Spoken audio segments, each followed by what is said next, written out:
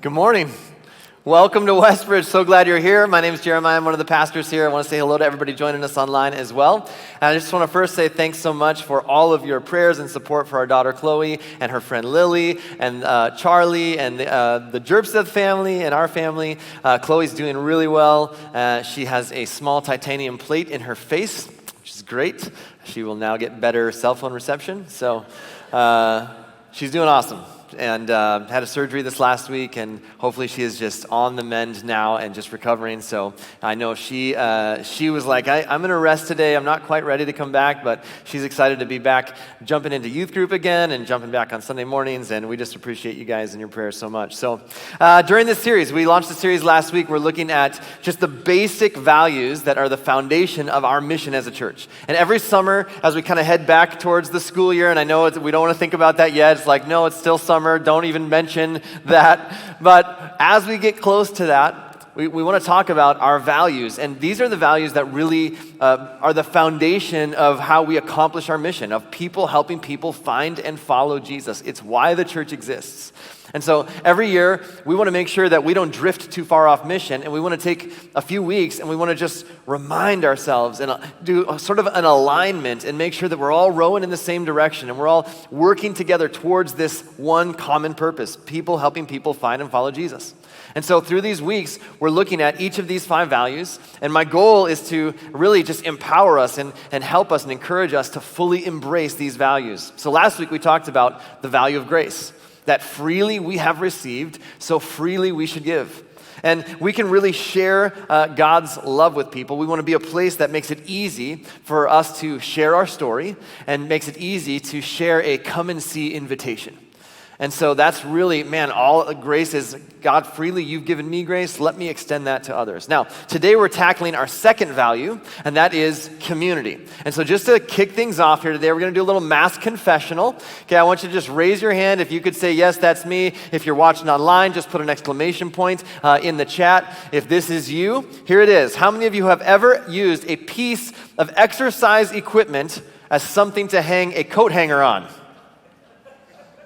All right, yeah, a lot of us, and a lot of us are lying. Okay, that's fine. How about a treadmill, Stairmaster, elliptical machine, right? And you're familiar with the phrase gently used, right?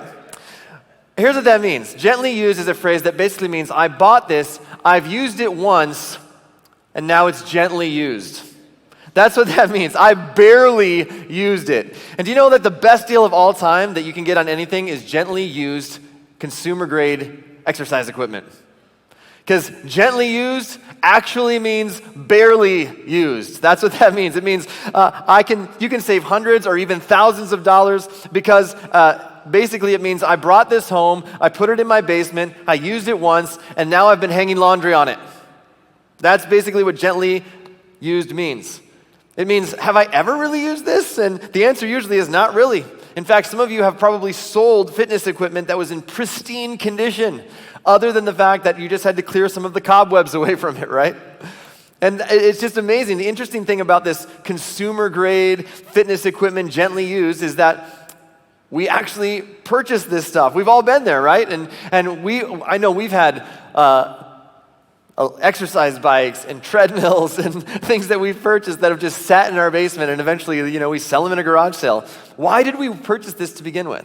What was it that caused us to go out and go, yes, we're definitely going to buy that treadmill. We're definitely going to buy that exercise machine. It's because we believed something about exercise equipment, right? There was a belief behind that. We believed in fitness. We believe in exercise. We believe in health. We believe in getting our cardio in. And the reason this stuff is such a good deal and the reason it's gently used isn't because we don't believe in health. It's just because we didn't actually use it. The reason you can find gently used exercise equipment pretty much everywhere, right, on Craigslist and Facebook Marketplace and all of these things is because, let's be honest, oftentimes when it comes to exercise equipment, people genuinely believe that getting their cardio in and exercising is good for their health. They just don't always act on what they believe. And as you know, in the realm of health, believing makes absolutely no difference when it comes to your health. No matter what you believe about health, it doesn't make any difference. It doesn't help you at all. All that matters is what you actually do. And the same thing is true when it comes to our faith. In fact, we probably all believe some basic things as it relates to our health and our nutrition and our exercise. We'll almost all use probably the same terminology to describe how important it is, but believing doesn't make a difference. And the same thing is true when it comes to our faith journey. See, believing something doesn't make a difference in your life, but doing something does. No matter what you believe when it comes to church, faith, God, your relationship with God, your relationship with people in the church, none of that makes a difference if you don't actually do something about it. And if you're a follower of Jesus, if you would say, yeah, I would call myself a Christian, a Christian believes something. That's why in the New Testament, followers of Jesus are sometimes referred to as believers because they actually believed something. And if you've got all the Christians from all over the world all together, there's a couple of things that we would say we all believe. But what we know from personal experience is that just like exercise, it's not enough to just believe something.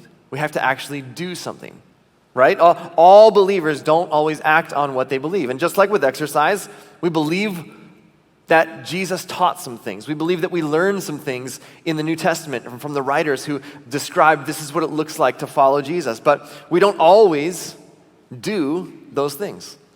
We believe that Jesus says to forgive quickly, but we don't always actually forgive quickly. We believe that Jesus says to love our enemies and to love people who are hard to love, but we don't actually always do that. We believe that Jesus taught, and he was pretty clear about this, that we should follow his example in baptism, but there's many of us who have some fears and some barriers towards that.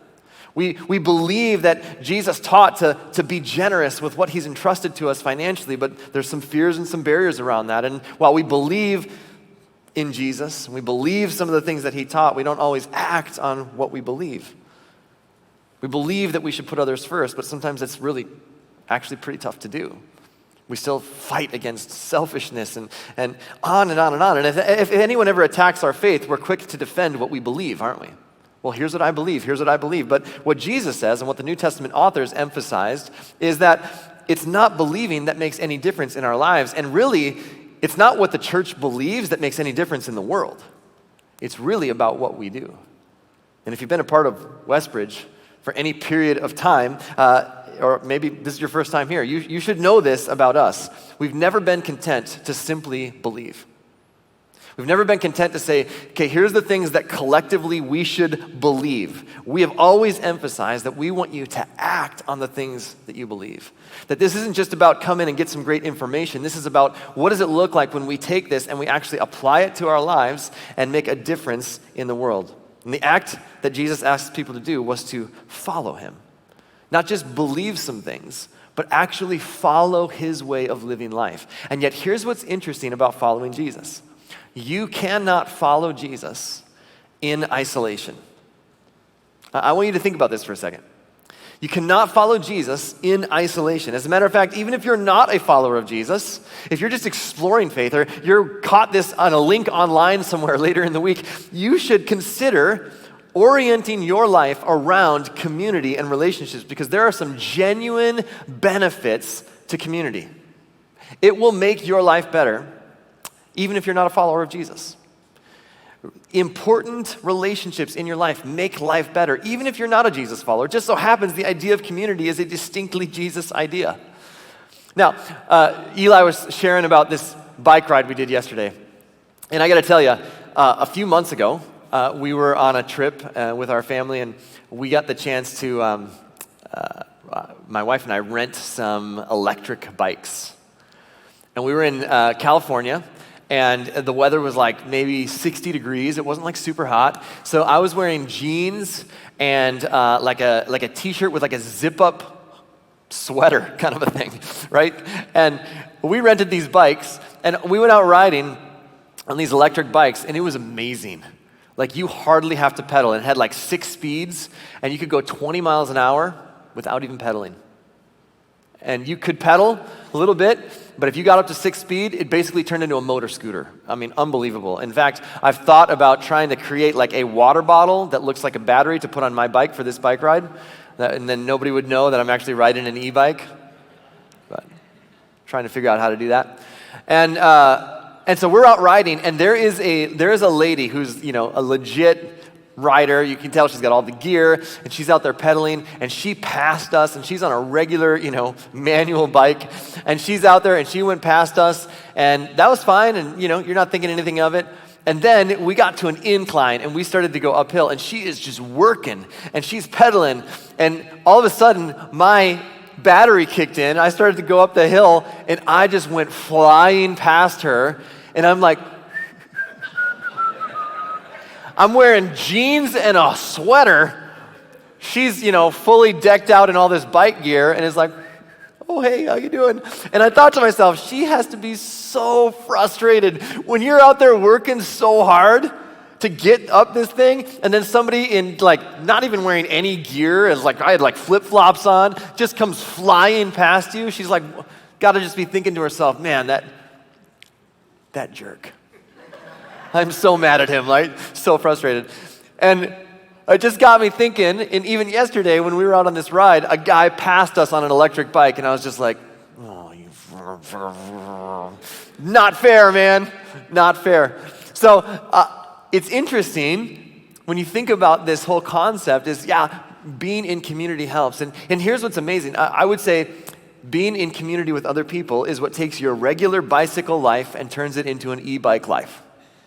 Okay, in other words, you might already be pedaling, you might be already working towards following Jesus, but let me tell you something, community, being involved with other people who are moving in that same direction as you are, it will help you to go farther, faster. And that's what we want for you. That's why this is so important. In fact, community wasn't just something God thought up because he just really needed some friends, and he's kind of wandering the cosmos lonely and just was like, oh, I need some friendships. God himself is community. We read this in the narrative in Genesis, in the creation narrative. We discover that God is busy. He's creating. And he's saying, let there be light, and light exists because he speaks things into existence, and he's creating. And then he's almost going, he's kind of sitting back and critiquing. And he says, that's good. And he saw what he created, and he realizes that's good. And then he's speaking all that we can see into existence. And you listen to this narrative, and it says in Genesis chapter 1, then God said, let us make human beings in our image to be like us. Notice these pronouns, us and our. And what we discover through the scriptures is that God didn't just think hey, one of the things I should create as a part of the creation process is community and friendships and relationships. It was already who God is. He already existed. It's who God is, and we were created in his image. And so we bear in our DNA the identity of a God who is community. We cannot escape it. It's hardwired into us as human beings. In fact, think about it like this. God is love, and God is community. But there's a difference between love and community. Because love can be one-directional, but community is reciprocal. Community means I can love something and it not love me back. I can love someone and even do things that show my love and express my love, but for it to be community, it has to be reciprocated. That love has to be returned.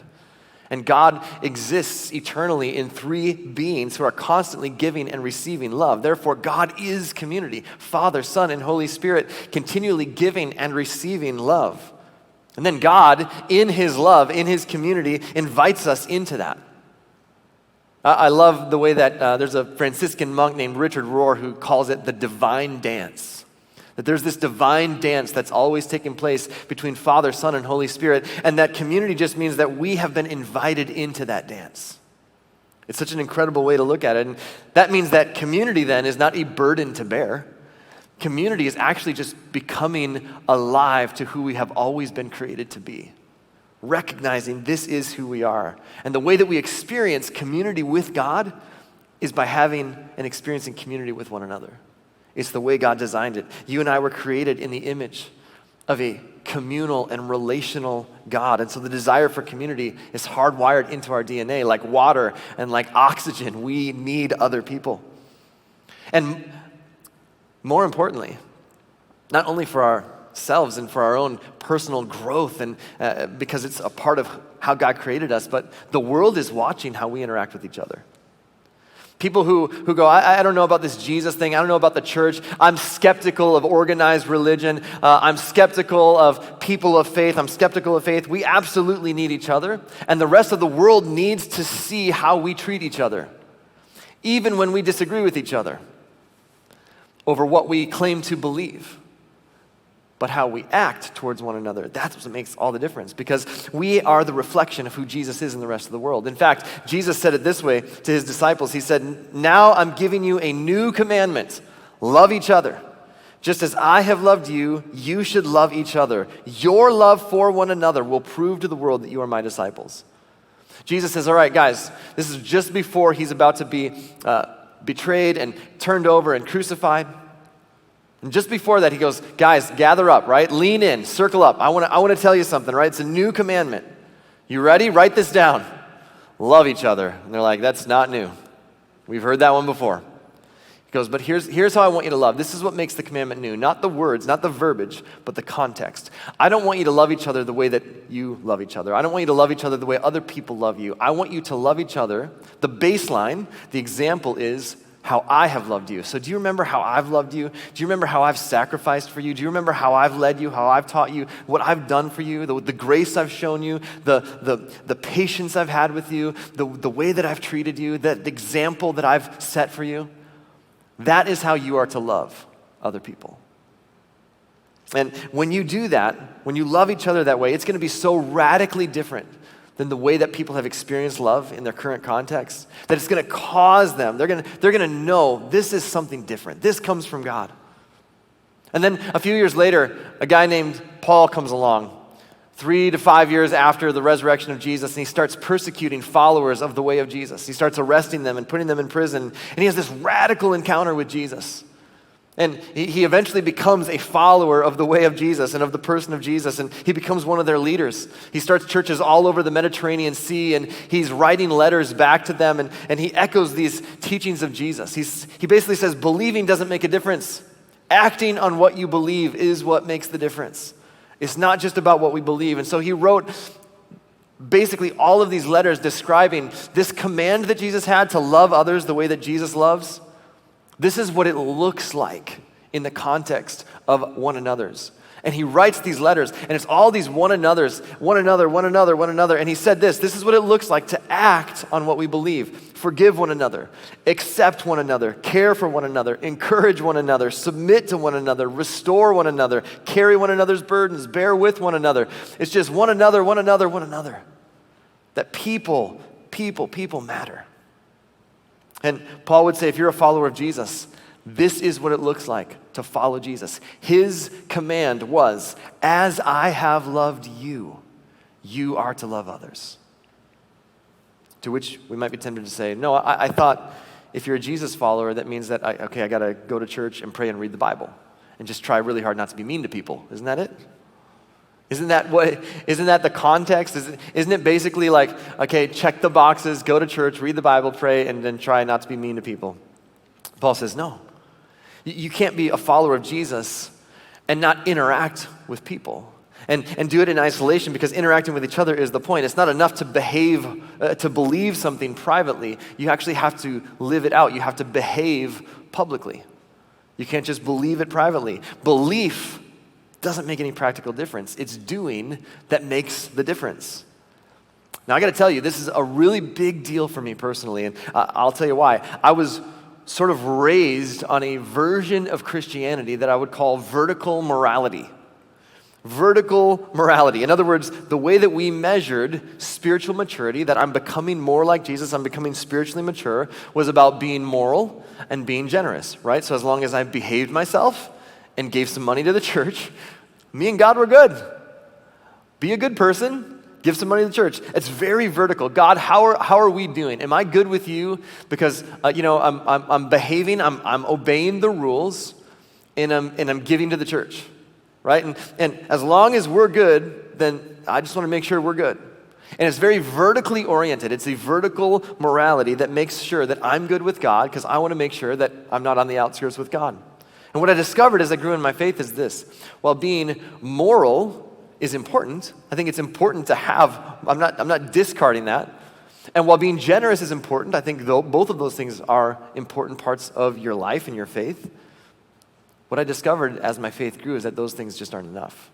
It's not enough to just say, okay, I want to be a good moral person and be a generous person. Since you cannot follow Jesus in isolation, here's what I discovered the longer that I followed Jesus. Following Jesus is both vertical and horizontal. Following Jesus isn't a vertical-only morality. Following Jesus is a horizontal practice, that it matters what goes on with other people. And when your relationship with God is all about the vertical, it's all about this and not about the horizontal, it leads you over time to become very self-righteous. And maybe you've met some people, maybe you know some people who are very, very vertically oriented in their faith. You just never want to be around them. They don't seem to like anybody. Our mission as a church is to help people find and follow Jesus. But they just don't like most people because they're very vertically oriented, and it leads them to this sort of self-righteous morality where they sort of develop over time this superiority complex. In fact, they probably, if you know any self-righteous Christians, they probably just have a very vertically oriented relationship with God. And a vertical orientation with God, where it's vertical only and not horizontal, tends to promote a lot of legalism. It tends to promote a lot of elitism, right? And it promotes racism and judgmentalism and me-firstism. And maybe another one that you've never even heard of, God's gonna get 'emism. Which is like, hey, me and God are good, those are the sinners, and God's gonna get 'emism. And we're the Christians, they're the sinners, so God's gonna get them. And Jesus didn't say, stay away from people because God's gonna get them. Jesus said, I want you to live your life in such a way. I want you to live your life. I want you to be so loving. I want you to be so kind. I want you to be so patient. Like whatever you have seen from me, that's how I want you to treat other people. And I want you to live your life in such a way that when they look at you, they go, wow, look at how they love each other. Who wouldn't want to be a part of that? But to do that, it's not vertical only. It's vertical and it's horizontal. In fact, this is the exact problem that they were dealing with in the first century. Followers of Jesus, especially Jewish people, grew up in a very vertically oriented sort of faith. It was, here's all the rules, here's the law, here's the ceremonies, here's the festivals, you keep these things, and then you and God are good. And if you have to, for whatever reason, if you have to cut somebody off, if you have to treat somebody in a way that isn't loving, that isn't kind, that may even seem a little bit unfair, then you do that because you got to make sure that you maintain this. But the way of Jesus disrupted everything, and he came onto the scene and he goes, no, look, the way that this is defined is by how well you do this. The way the vertical is defined is by how well you do the horizontal. And Jesus comes along and he disrupts everything. And he changes everything about how they relate to God. And if you're living in the first century and you're trying to follow Jesus, you would have had centuries of history to overcome. And so the author of this incredible letter to the Hebrews, in our New Testament, it's called just Hebrews. It's a letter to the Hebrews, was written, and it's this exquisite letter. And I'd encourage you to read the letter to the Hebrews in your New Testament this week. It's fascinating. Read it through the lens of a first century Jewish person who has all of this history to overcome.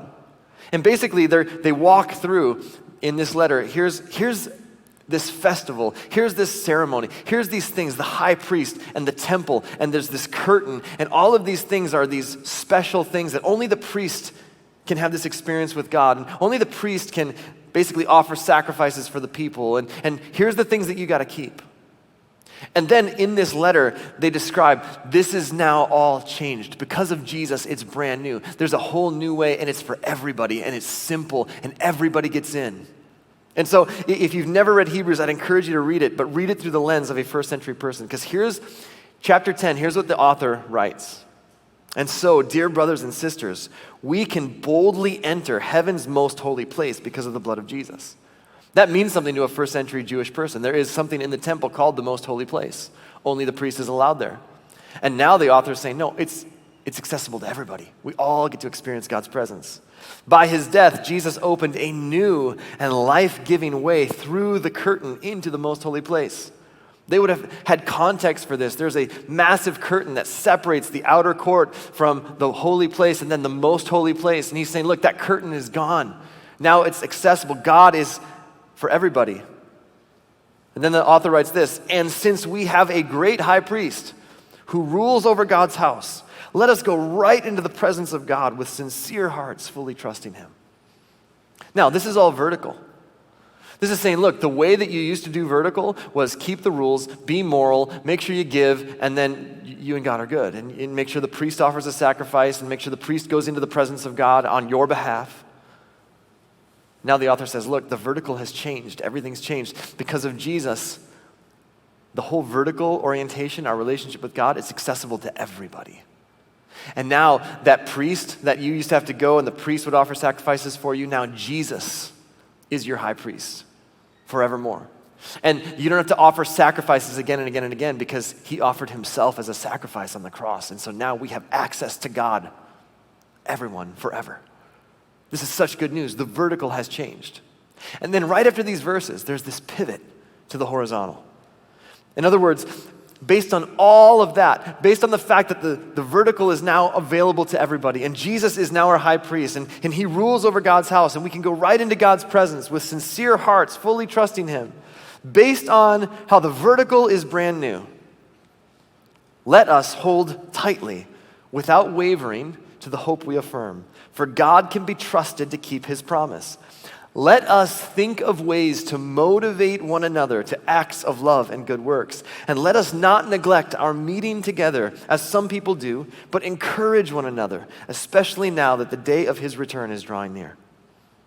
Let's pay careful attention to. Let's try to think of ways to. Let's try to motivate each other. There's this pivot in the middle of these verses from, okay, this is what it looks like to have this vertical relationship with God. And now this is what it looks like to live that out with others. I'm good with God. I have access to God through Jesus. And now it shifts. The very next verse. Think of ways to motivate one another. Think of ways to spur on one another. Think of ways to encourage each other. In your relationships with other believers, and in your relationships within the church, and in your relationships with the people you know who are doing their best to follow Jesus, I want you to stir each other up. I want you to motivate each other. I want you to irritate each other. I want you to get in there, and life is messy, and I want you to wade into the mess together. I want you to provoke each other and motivate each other and encourage each other and be in each other's lives to the point that when you see a friend who's drifting, you have access to that friend. That you know what's going on in their life and you can support them and help them. I want you to live in community in such a way that you have access to each other and that you spur each other on, that you encourage each other. The vertical part is great, but the way that we live that out is when we motivate one another and encourage each other to acts of love and good deeds. It's absolutely critical to your faith because it isn't enough to just believe the right things.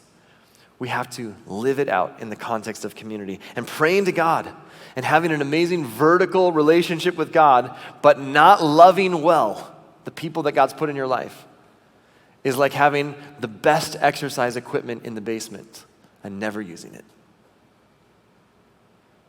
It doesn't make a difference for your health.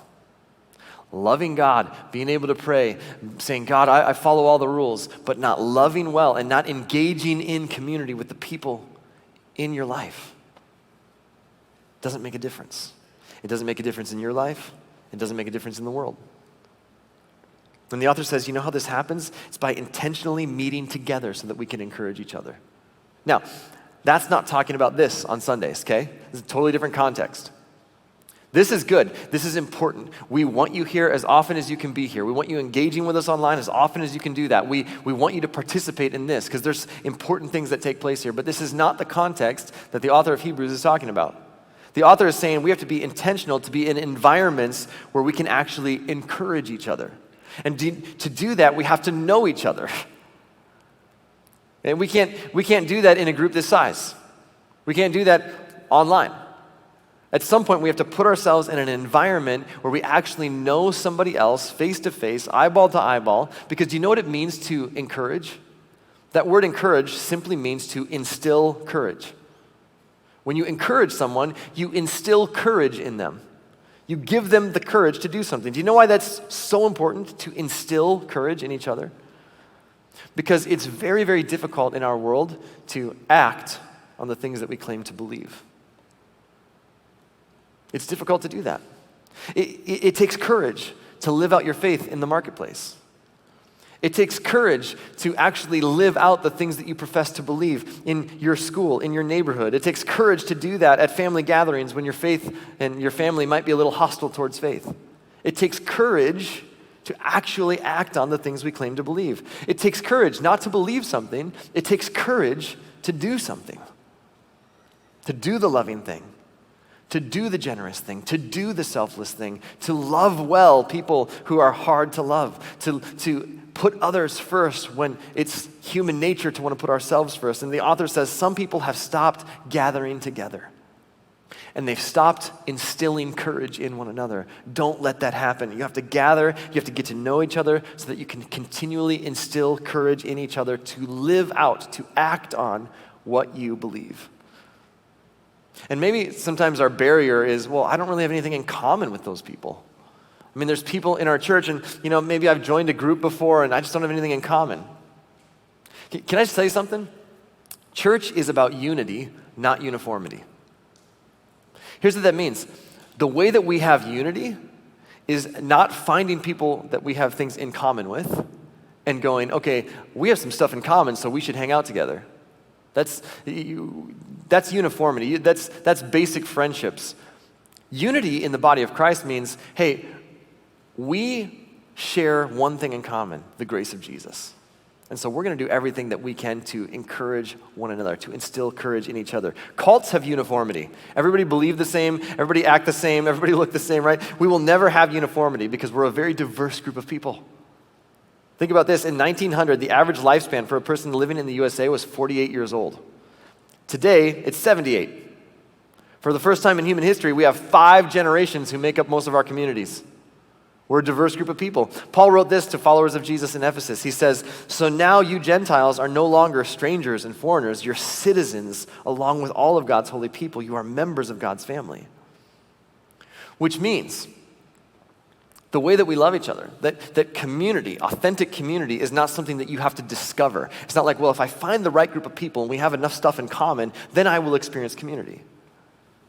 Community isn't something that is discovered. Community is something that is forged. It is something that you step into and you say, this is a group of people, and some of us have different ideas about how to live life and how to handle our finances and how to raise kids. But you know what? The one thing that all of us have in common is that we have experienced the grace of Jesus in our lives. And so we are going to push and pull and prod and encourage and challenge and help move each other forward in our faith. And we're going to love, and we're going to forgive, and we're going to bear with one another, because that's what community looks like. It's what we were created for. And the truth is, heaven is going to be a big place populated with people from all kinds of different cultures and different nations, and so we should start practicing how to love each other now. Our church should be a glimpse of what eternity is going to look like. You see, when you have a group of people who seem to have little in common except for the experience of God's grace, they are becoming friends regardless of what else they have in common. It is our shared experience of God's grace that makes all the difference. And the rest of the world should look at what's happening in the church with a sense of bewilderment and think, how do you guys do that? You're so different from each other. How do you love each other so well? When you worship differently and you have different religious backgrounds and you have different political leanings and you have different personalities and you have different experiences that have shaped you, but the one thing that we all have in common is the grace of Jesus. And when we determine we're going to unite around that, and we're going to love each other through whatever differences we have, we are family. Community is not discovered, it is forged. And we're going to live that out, but we've got to gather together to instill courage in each other. And folks, I can't be the one doing that for you. And our staff can't be the ones doing that for you. It's something that we have to do for each other. And that is why we do groups. That's it. That's why we do groups. Because we want to create small pockets, environments all over the city where you can say, you know what? I don't know everybody at Westbridge Church, but I know a group of people. I know a handful of people, and I know them and they know me. And we don't have everything in common, but the one thing we have in common is with this group of people that I am building relationship with is that we've all experienced the grace of God. And we love each other, and we're helping each other move forward in our faith, and we're helping each other make a difference in our community. But you can't do that on your own. You got to be in a group of people, in an environment. You've got to put yourself in an environment where you can start to forge those kinds of relationships. In fact, people have been doing that for the last 15 years since we started Westbridge. And I want to read you just a couple of stories of people who said, you know what, I was hesitant to get into a group, but when I did, here was the result. One person writes this: I had been searching for something more, and as a believer in Christ, I was actively looking for a church. Every church we tried left me feeling more empty than before until I tried Westbridge. That was the turning point. The first week I attended happened to be the first week of a marriage series. I knew that God was speaking to me, and I knew I had to change something for the sake of my marriage and my mental health. I spent some time really being honest with myself on what the issues were, and this helped me recognize I needed to find a way to fill that friendship connection void in my life. A couple of months later, there was a call for serving, and I decided to push myself past any semblance of a comfort zone and sign up to serve and start to become involved. And over time, I felt more and more comfortable opening up, and I've been able to share personal challenges with my group without fear of being ridiculed or judged. It took me over 40 years to get to a point where I feel connected and safe, and the impact of having people in my life has helped me to recognize why I was struggling in other areas of my life. It was because I was not in a good place mentally. I was missing that connection. And for me, serving and small groups has saved so many areas of my life and had a deep and lasting impact, not just on my happiness, but my connection with God. I find that just driving by the church during the week reminds me how good being connected feels for me. And when I go too long between meeting with my group, I physically ache from missing that connection. These personal connections are integral to my health, spiritually, mentally, and physically. I'm still growing and overcoming areas of my life, but I'm so blessed to have an amazing group to do this with. I love that. Somebody else writes this: we were invited to a cancer support group for patients and caregivers as my husband has appendix cancer, and we didn't know what to expect. We've never been to a group like this before. Little did we know, this group was something we needed, simply in the way of not feeling like we were on our own cancer island. These people understood what we were going through because they were going through it too. After the group ended, I reached out to the leader of the group to have coffee and start a Bible study together. And this is not something I usually feel comfortable initiating, but I believe God placed her in my life at this time for a reason. So I took a step forward, trusting God's faithfulness. I laugh because she has a daughter my age, but the friendship I have with her is one I will cherish forever. She's a blessing in many ways. Through a simple invite to a group, God has placed people in my life that remind me to continually look to Jesus, despite the cards life has handed me. Here's another one. Our small group has shown up for one another time and time again. Collectively, we have all been through many ups and downs through our time together. When times are tough, we reach out to our group for prayer and support. When we are celebrating a win in life, our group members are among the first people that we share the news with. We've walked through pregnancies and birth, loss of family members, health scares, career changes, and even the loss of one of our own group members. Through it all, we've stuck together. We've grown stronger with each challenge that life may throw our way. We are so grateful for our small group community as we all walk alongside each other on our faith and life journey. This is just a small handful. And it's amazing, there was, in this particular group, this last one, there was something that happened in their life, and as you do so well, we said, we're going to reach out, can we get you guys meals? And they're like, oh no, our small group already has it covered. Awesome.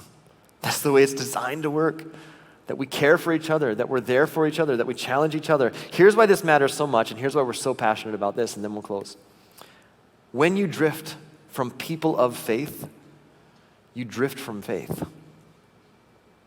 When you drift from people of faith, when you stop meeting together in that environment and encouraging each other, and where someone knows you and you know them and you can instill courage in one another, you start to drift from faith. If you isolate yourself from the body of Jesus, you eventually feel isolated from Jesus. It's human nature. It's how we're created. And this is why some of you left the church maybe a while ago, and maybe this is why some of you are coming back after being away for a really long time, is you slowly got isolated from the body of Christ. You think, well, I can continue to believe the right things even if I'm not engaged with the church, right? And what you discovered is over time, your belief started to wane. You stopped believing, and there's no logical explanation for it. It's just that when you drift from people of faith, you tend to drift from faith. It's not just vertical, it's horizontal, and faith comes alive in community. So here's the question I have for you. Who's in your life? who knows you so well that they can instill courage in you when you need it, to act on the things that you claim to believe? What environment have you intentionally put yourself in to make sure that that can happen? Who is there for you? Is there a setting for that? Is there a context for that? Does anyone have that kind of access to you? And if you're to add up all the time that you spent not being in a group the last season, what do you have to show for all the time that you spent not being in a group? Think about your exercise equipment, your gently used exercise equipment. What do you have to show for all of the time that you spent not exercising? Nothing. What do you have to show for all the time that you spent not being in a group? Oh, well, I finished that Netflix show. It's pretty good. I mean, for some of us, it's like, well, yeah, I spent that time trying to figure out something to watch on Netflix. What if you took the same amount of time, once a week, a couple hours a week, and you got together with a group of people who could instill courage, who could say, I know you. And suddenly, when you face a moment in your life, when you face a season in your life, when you face something where you're like, man, I don't know how I'm going to get through this, but you don't have to retroactively go build relationships with people because they're already there. You have built-in relationships where you go, hey, I need courage. This is what's going on in my life, and I need somebody to help me to live out what I profess I believe. And somebody comes alongside of you because they know you, because you've already been in an environment where you've gotten to know people. See, who will support you and care for you, bring you food? Because it's not about the food, it's about saying, we see you. Over the last couple of weeks, we've got so much food delivered to our house, it's unbelievable. But I don't think there's anybody who's going like, they probably forgot how to feed themselves. We should take care of that. You bring a meal, it's a way of saying, we see you. We support you. We love you. Hang in there. And so, who has that? Who is in your life? And are you putting yourself in a setting where you can continually do that? That is why we do groups. So here's what I'm going to ask you to do. In just a few weeks, we're going to have a catalog of groups for the fall. So here's your take-home assignment today, okay? Because it's not just about believing something, it's about doing something. And in a few weeks, when groups come out, I'm going to ask you to do this. Would you sign up and be a part of a group? For some of you, I'm going to ask you to do this. Would you lead a group? As you're going to get a call, and someone's going to say, hey, we think you'd be a great group leader. Would you consider doing it? And I just want you to consider saying yes, so that we can, as a church, collectively create these environments where we can meet together, eyeball to eyeball, face to face, and know each other so that we can encourage each other. And if you've never started following Jesus, I want you to know this is what you're created for. You are created for community with God and with others. And at some point along the way, I know that that's been broken because we live in a broken world. And from the very first human beings to every one of us, I mean, we've made decisions that have caused brokenness between us and God and us and each other. That's why Jesus came, to restore that brokenness, to restore community with God, and we experience that when we have community with each other. And Jesus came into the world to set things right. And he invites us into that. And if you've never said yes to that invitation, I want you to know you don't earn your way into that. It's something that God does for us. And you can say yes to that right here, right now, as we close with this simple prayer. God, please forgive my sins. Forgive me for the times that I've walked away from you, and I thank you that you never walked away from me. And I pray, I recognize the brokenness between myself and you and myself and others. So please heal the brokenness. I want to say yes to being part of your family. Make me your son, make me your daughter. And help me not just to believe something, but help me to follow you in the way that I live my life, in the way that I love others. And God, I pray for every one of us here who are following you, doing our best to follow you. My prayer is that we would have the courage to put ourselves in environments where people know us, where they can call us out, where they can challenge us, encourage us, support us, pray with us, be with us. And God, as a church community, may we collectively not just believe the right things, may we live it out so that we are a church that makes a difference in our community. Pray this in your name. Amen.